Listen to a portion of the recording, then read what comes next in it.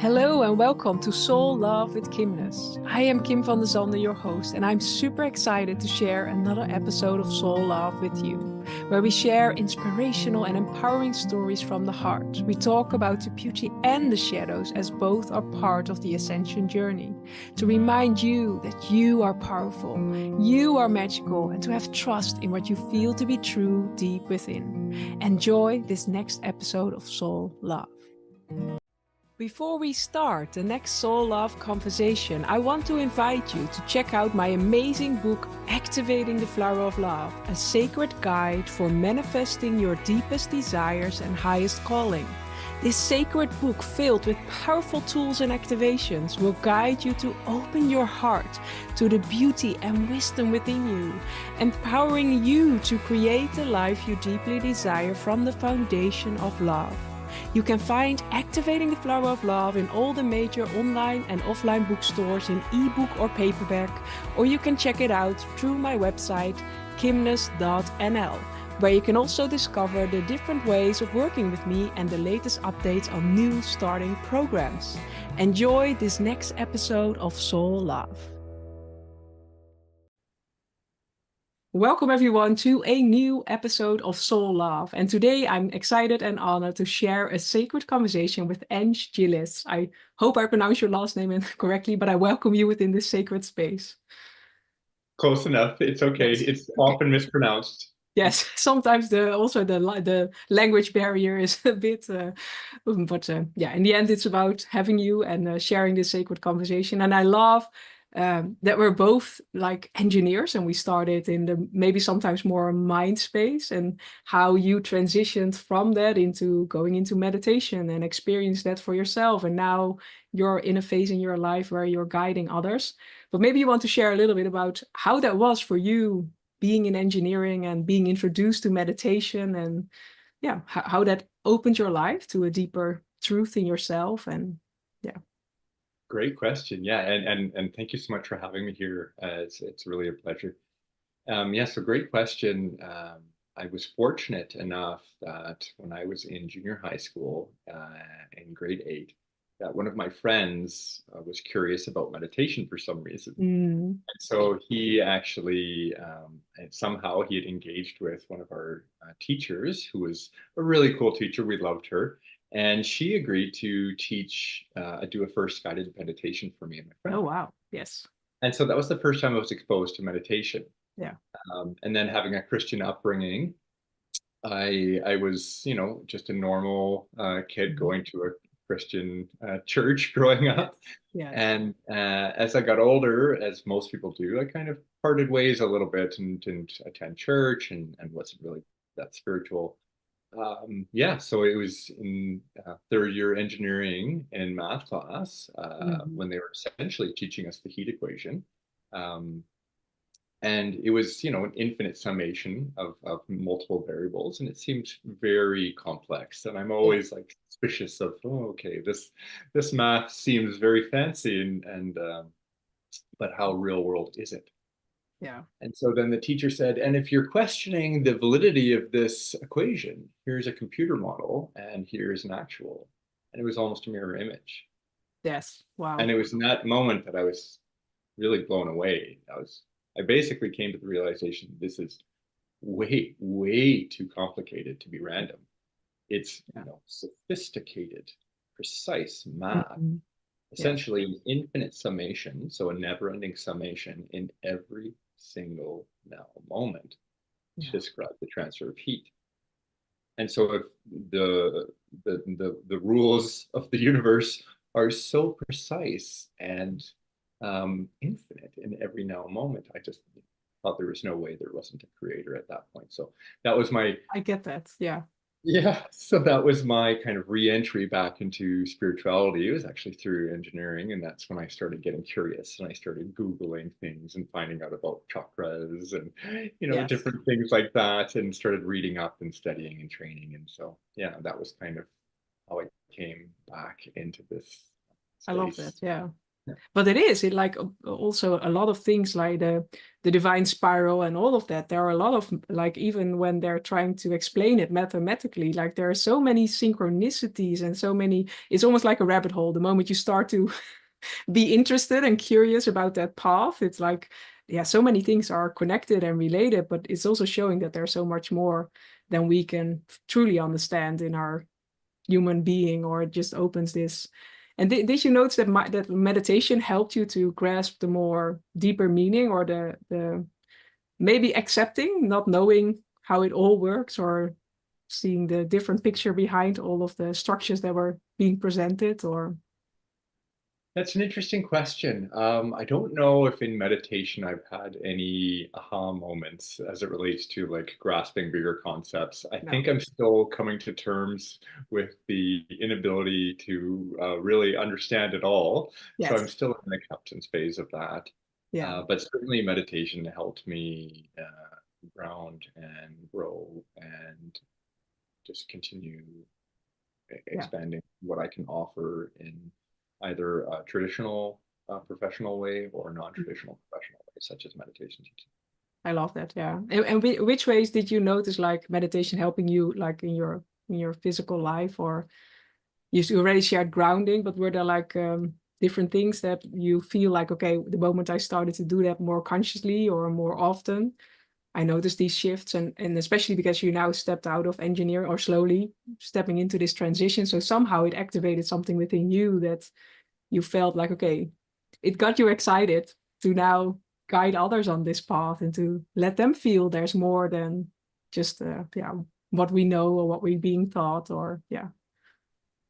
Yeah, so I got in the rhythm of doing regular meditation about 10 years ago. Hmm. So I carried on with it because I did feel that it was very helpful for me in terms of lessening my anxiety, Yeah.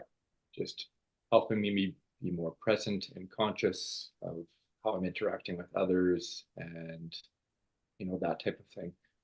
So, but it wasn't until maybe a few years of that I really got exposed to a certain modality of meditation Hmm. that was essentially targeted for children, that I really had a deeper understanding of how powerful it was. And Yes. so kids respond very powerfully to meditation in that they're kind of less conditioned in terms of what they Yes. can Yes. and cannot achieve. And Yes. so truthfully, even in teaching kids meditation, I find that very quickly they exceed any work that I've done in the field, and Yeah. probably don't realize that because they're on like the No. second class. Yes. Yeah. But they become really advanced very quickly. Hmm. Yeah, I love that. Yeah, but what a gift if you are being introduced, like just almost, yeah, as well as you, like already having at eighth grade, or having this opening or this curiosity for something. And because it really opens our, I think if we have also a tool, as you shared, like it helped me to release stress or to let go of certain control and to really stay grounded. Imagine if we have that from being young, if we have those tools to stay grounded while we go to college, while we start our first job, and while we, and also communicate in a more loving way with each other, because we are centered in ourselves and not responding from all the traumatic experiences we went through and all of that. So I think that's such a beautiful gift. Yeah. Well said. And truthfully, this is why I'm so interested in this offering. It's Yes. not, it's for others, and Yes. it's because I do believe that it was a gift handed to me at a young age, and if this gift can be continued to be handed down Yeah. to the little ones of the world will be better off. That's for sure. Yes. Interestingly enough, I'd like to just mention that although I found meditation to be quite helpful for me, I've also come to a better understanding of how the body, mind, emotion aspects are very complementary. And so, although I've been heavy on the spiritual path, let's say the last 10 years, I've also now come to have a deeper appreciation of the grounded physical realm, body, Yes. mind, emotion aspects to Yeah. be complementary and essential as well to wellness. And can you name some that are very important? Because you mean like mindset and also really your body, yeah, the energy, physical movement, or yeah. Yeah, for sure. So even in terms of like meditation does lend to mindfulness, Yeah. though often a meditation practice may not essentially foster a mindfulness practice in your day-to-day life. So just Yes. trying to be present and just trying to notice what's happening around you, whether it's through the physical senses or just breath, or just, looking into the eyes of someone that you're speaking to and trying to Mm. be an active listener and all that. So that would be just even though it seems like that's maybe a spiritual doctrine, I believe that's more rooted in the conscious aspect of trying Yes. to be present and mindful. And then, so that is also something that I'm wanting to shape into some type of programming that's complementary to meditation to teach stuff like this. Hmm. So as well, just equally, of course, emotions. Yeah. Very few of us, most of us have to learn when we're an adult Hmm. to feel our emotions, how to Yeah. express our emotions, how to process our emotions. And it Yeah. seems like it's something that should be taught to children. Yes. Yeah. It is. I Yeah. I feel this, right? Hmm. Or when you do this, it makes me feel this way, and I Yeah. prefer you didn't, or I prefer if you did this a different way, right? These are just basic things that are taught to adults, and are truly quite straightforward, I think, to teach to children. So that would be a couple examples of body, mind, Yes. emotion I love also that. wellness. Yeah, because when just looking back, a lot of physical ailments, although, but also like depressions and all of that, it's contracted energy for so many years. And if we as a child are being taught that we can allow our emotions to express because it's like it's our life force energy that we're allowing to, and it's allowing to feel our boundaries, feeling our passion, feeling our no's and our yes, because they're so important. But when we do that, we allow the energy to flow and we don't contract. Because a lot of physical ailments, also I notice in my own life, like when my body starts to give me a message, I already contracted that energy for many years. And now it's finally ready and it says, now you need to listen. You wouldn't listen with the subtle messages. So now we're giving you one. But it truly is. Imagine if we get that. And I also love like your mindfulness because that's so important. Like, because for a lot of meditation can also become another to-do list on our task. Okay, I sit 30 minutes, but then we don't change anything in our physical life. Yes, we have that 30 minutes of being out of resistance and into connection. But if we then don't change anything in our lives, it only becomes this, okay, this 30 minutes is my connection. And the rest of the day, I'm just staying the same. And so I really love that because it's such an important component, because otherwise we can sometimes also start to blame meditation. Well, I'm meditating and nothing's changing in my life, or I only feel subtle shifts, but why is the magic not coming in? But it's truly what I love, as you shared, it's in the mindfulness in each and every moment, because then we start to notice that the world is constantly giving us messages, but we need to be willing to see it. Our emotions and our body are giving us messages, but we need to be willing, and that's mindfulness. So I think that's really beautiful. But also in the modalities, that it's the totality. It's not only meditation, or it's not only body work, or it's not only emotions, or it's not like we are not only one box or one element, or yeah, I don't know how you experience it in your own life, but we are so much I love it. more. Yeah. Oh, sorry, I didn't mean to interrupt. I Oh yeah, really no. like, Yes. I love the flow of the conversation, and I really like how you're going with it. And if for some reason I'm feeling, to speak to, because it is a mind, body, emotion experience, and there's Yes. certainly a spiritual aspect, and maybe meditation is bridging a few of those things, like you're Yeah. turning off the mind so that Yes. you can connect, in a spiritual way. So if in the family context, in this modern world, we have Hmm. magic boxes in our hands. These cell Yeah. phones are quite addictive, and social media and all this. So even though it seems like, well, this is far away from meditation, talking about phone use, so it is relevant, and it is certainly impactful on the body, mind, emotion aspects, as in like if you spend too much time watching TV or on the Mhm. computer or on your phone, your mind is not doing well to shut off. It's going to keep firing, and you'll Yeah. find that you don't have a wellness within you that could be achieved if you were disconnected from them. So again, yes, I'm sort of trying to complement the discussion in a way that's relevant to people as well and practical. Yes. Yeah. Because you can meditate, let's say once a week or once a day, but if you're spending all the waking hours on your Yeah. electronic devices, the impacts of meditation will be very not as significant. Yeah. But it's even like, if you look at science, there are a lot of scientific studies done at people just watching television, and because somehow we zoom out and then our subconscious takes over. So everything we receive through the television, we just take as truth in our subconscious layer. So if we watch a lot of horror movies or whatever, but the news or I love, because it's coming back to this mindfulness, like what do we choose to consume, because it impacts us. So also via our phone or what we're watching on the television, or and to become aware of, okay, like this is what I desire to embody in my life, this is what I desire to experience, and how is everything you're doing contributing to that, or is it moving you away from it, or letting you zoom out so that your subconscious programming, all the limiting beliefs are taking over, because that's also happening a lot of the time. We don't make choices, and then it's okay, this whole bubble of things that we took with us as we grow up and is taking over, is taking control. And so it's such an important topic. Yeah. I love it. Yeah, I always tell my wife that she knows I don't like horror movies or scary Oh yeah, no. movies. No, yes, yeah, I get that.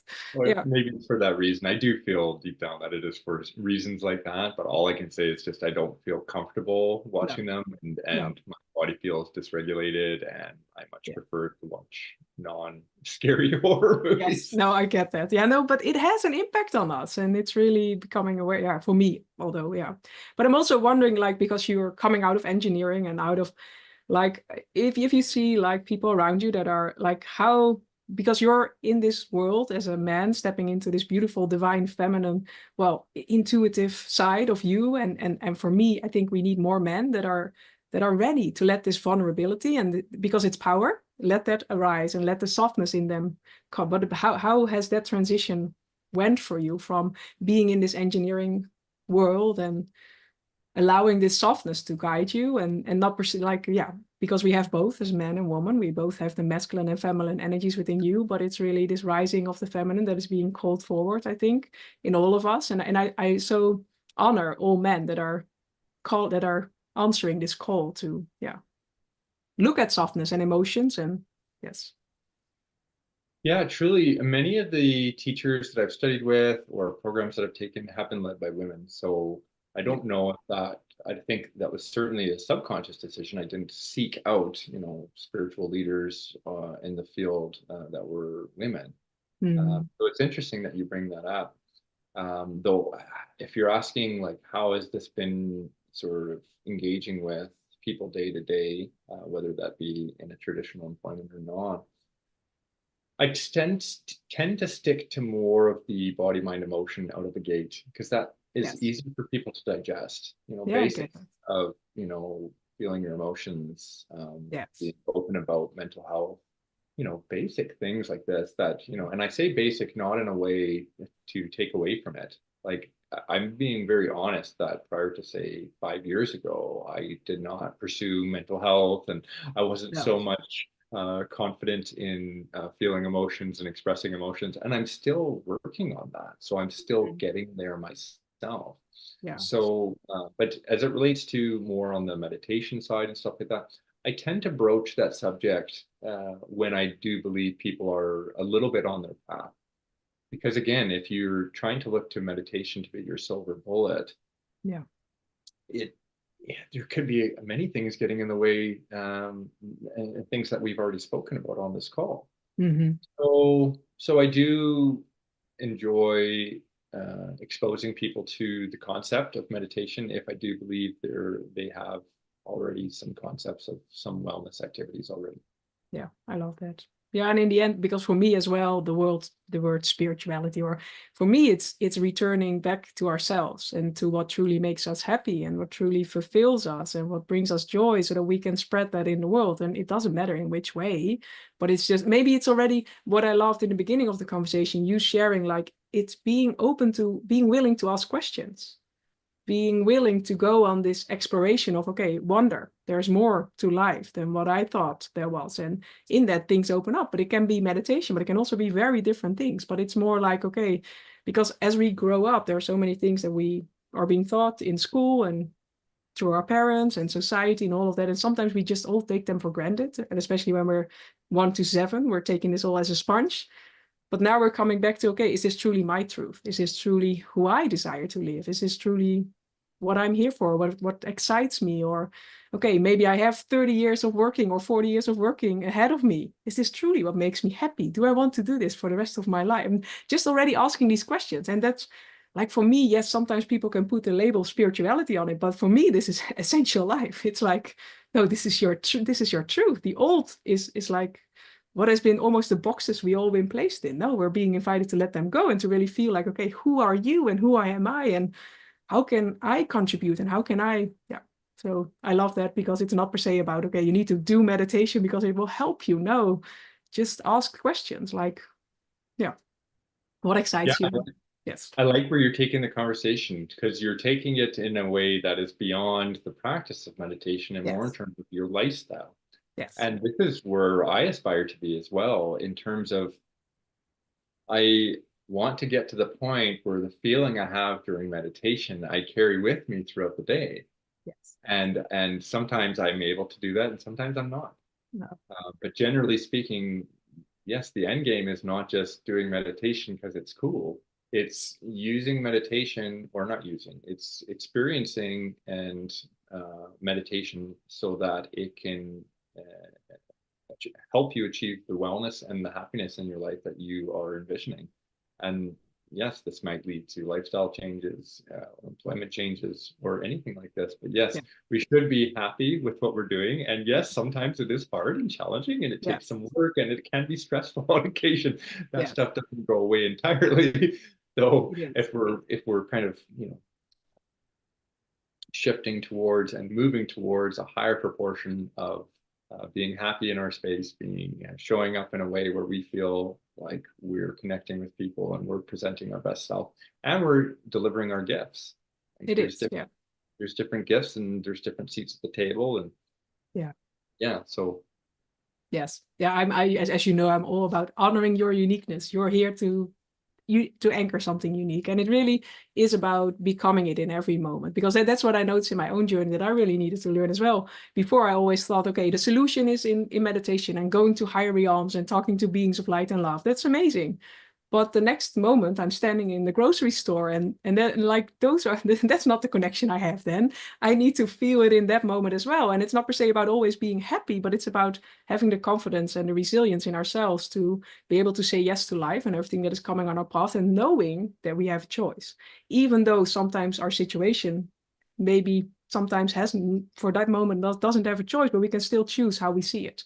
Like, do we see it, the glass half full or half empty? Or there are so many shifts in perspective again, and that's what I love, mind, body, spirit, because we can shift like how we see the world. We can shift, even though certain things we can't change in this moment, but by changing our thought, by changing our awareness, we're planting seeds in our future, what we truly want. And it doesn't mean it needs to, because that's also in our society. I don't know how to, but we're so of the quick fixes. No, I want it now. It needs to happen now. But sometimes it's also like, for me, I'm almost 40, but we've done certain patterns for so many years. And then we think with one thing, we shift the 40 years that we have been doing things for a certain time. No, it's also honoring the process of transformation, because otherwise it will also be a freeze for our system if we could immediately shift and our body thinks, okay, this is going too quickly. And so it's also honoring, I think, our humanness. That's what I loved in what you just shared. Like, we're also just human, and sometimes we do things and we learn through stumbling, through experiencing, through knowing, okay, this didn't work out, but I learned. I'm still here. I survived, and tomorrow is a new day. And so I think that's a beautiful point you brought forward, because it's so important to also honor that we are human and that we're here to experience, and there's no good or right way to do it. It's just, yeah, going with the mindfulness again, being present in what is happening now. So I think that's really I love beautiful. it. I So love what it. is your, yeah. I would spin off that if that's all right with you, unless you Yes, wanted of to. course. Yes, yes. Yeah, yeah. Well, I'll firstly say that, even though my hair is a little gray, I am still not quite 40 myself, so I turned Yes. 40 in January. So we're similar in age. But yes, I'm not always the best for remembering exactly who quoted what, but there's a saying that, you can talk about swimming or you can go swimming. Yes. And that, Yeah. that is a much different experience to Yeah. even think about it, study it, watch it. And then to Yes. go swimming, it's a much different experience. And if you go swimming, then you will more aptly be able to teach others to swim, to Yes. talk to others about what it's like to swim. and to guide people through the act of swimming. Though if you only study it and you don't actually go swimming. And so this is an analogy that is, comparable to life experiences. And this is perhaps partially why experiencing challenges and the likes are important and valuable, because if you can experience them and then you can come through at the other side and get your wellness in check and ensure that you feel happy with yourself and all that, you're better able to guide others if they're experiencing a similar experience. It is, yeah. We can only guide others at the depths we're willing to go ourselves. So I love that, yeah. And when you were speaking about being in the supermarket and all this, I love tangible examples like this, because day-to-day life is happening to us every day. And we can't, pretend that they're not. So yes, sometimes you will be in a commercial setting and it can be overwhelming and there's a lot of people around and maybe people are being a little bit pushy and rude or impatient or what have you. Though, the light shines brightest when it's dark. It is. Yeah. So if you are the kind soul in that line and you've been doing your meditation, body, mind, emotion, however you seek your path to wellness and find your inner peace, if you can hold some of that light while you are in that hustle bustle, people will notice it and it will start to radiate out. And then all of a sudden, perhaps the person handling the cash, the cashier, might really respond kindly to what you're saying, and you might notice that they really appreciated the kindness and courtesy and presence that you're offering them, and then that might trickle out to the other people in the store. And then this in itself, little acts like this are what permeates and ripples into everybody around you. So it is, and I think that's a true mastery. For me, it's the schoolyard, picking my girls up from school. That's really holding our light there, being able to stay in love, even though we see a lot of things happening or sometimes things are triggering us, but then staying in love and centeredness, that is the true mastery. We are all being guided to embodying what we're experiencing. And I love that, because before it was like, okay, I've read a lot of books, so now I know it. No, that's what I like, what I know to myself. No, we get to know it through our experience, through going deeper, to really embracing all that we are and sharing that in each and every moment. And yeah, so I think that's really amazing. So what is your next level guiding you into? What is your next adventure that is calling you? Or yeah, I'm working on a programming so I've been doing one-on-one, but I'm working on a programming that's more online based, a little bit more. And so, yes, so meditation as well as the body, mind, emotion, not to say that I'm an expert in all disciplines, but I've hung out with enough experts and studied enough and experienced enough myself to be able to put things, pen to paper in such a way that there's material for both kids and parents. And I love that, yes. Right. So that the parents can go on a journey of wellness as well. Yes. And it's sometimes incorporating just basic practices. Like I really liked, Kim, how before we started the recording, you did a grounding exercise, you invited hands over heart, like brilliant, beautiful, wonderful. Yeah. Hand over heart is something that's even commonly taught, let's say, through like the Heart Math Institute. Right? Just breathing into your heart, hand over heart. And these little grounding exercises can even be done, right before you enter the schoolyard to pick up the kids. Yes, I know. Yes. To use your mind and then your body, so you're telling me, and to then, foster some degree of groundedness. So, practical tips and tricks like that, layered throughout a very digestible way in, say, like a 3-month program. So that's my current focus. I'm not quite there yet, but yeah.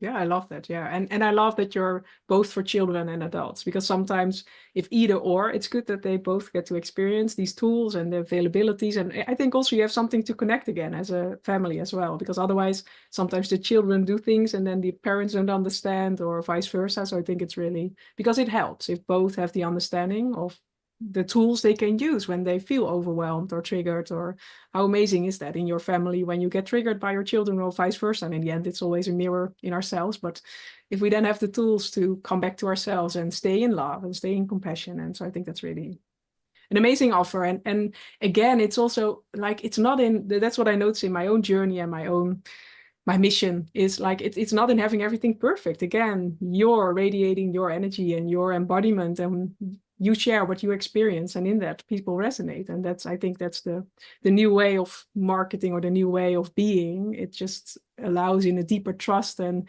knowing. I always invite people to follow their sacred yeses. So if your words resonate, to check out your work and check out the links in the bio, whatever way you're looking below this video or audio. But yeah, thank you for your gift and your share in the world. And yeah, thank you. Kim, thank you so much for your gift and your sharing in the world.